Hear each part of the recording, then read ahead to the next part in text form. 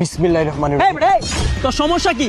তুই একটা মুসলমান হয়ে হিন্দু ব্যক্তির সামনে বিসমিল্লাহ বলস? আরে ভাই, বিসমিল্লাহ বলি আমি, আপনার সমস্যা কি? আমি আমার ধর্মের নিয়ম মেনে চলতেছি, আপনি আপনার ধর্মের নিয়ম মেনে চলুন, আমার কোনো সমস্যা নেই। অবশ্যই আমার সমস্যা আছে।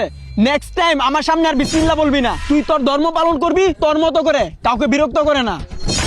বিসমিল্লাহির রহমানির রহিম। এই বেটা, এই, তোরে না একবার বললাম আমার সামনে বিসমিল্লাহ বলবি না? তুই বিসমিল্লাহ বললে আমার সমস্যা হয়। আরে ভাই, একবার বললাম না আমি আমার ধর্মের নিয়ম মেনে চলতেছি, আপনার সমস্যা হওয়ার কথা না তো।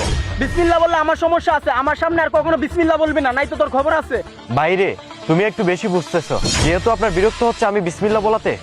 যাই হোক, আমি পরবর্তীতে বিসমিল্লাহ আমার মনে মনে বলবো, আপনার সামনে বলবো না। দাঁড়া, সুযোগ পাইলে তোর বিসমিল্লাহ আমি বের করবো, সুযোগে বইরা দেবো। তোমার এখন এমন উচিত শিক্ষা দিব, তুই আর আমার সামনে কখনোই বিসমিল্লাহ বলবি না। দাঁড়াও।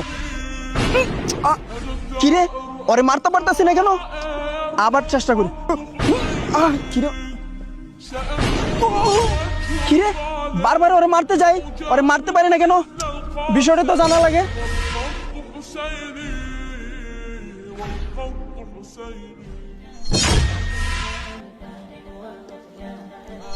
আরে ভাই, আপনার কি হয়েছে?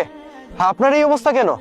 আপনি যখন নামাজ পড়তেছিলেন আপনার গায়ে আমি আঘাত করেছি, কিন্তু আঘাত লাগে নাই কেন ভাই, একটু বলবেন?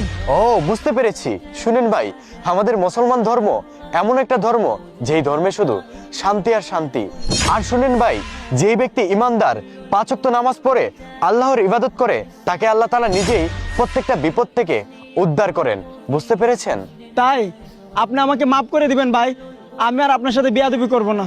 ঠিক আছে ভাই, আমি আপনাকে মাফ করে দিলাম। আপনি আর কখনো আমার বিসমিল্লাহ বলাতে বিরক্ত হবেন না, কারণ এটা হলো আমার ইসলাম ধর্মের নিয়ম। বিসমিল্লাহ বলে কোনো কাজ করলে আমি সেটাতে বরকত পাই। ভালো থাকবেন। আই লাভ বিসমিল্লাহ বলে যাবেন।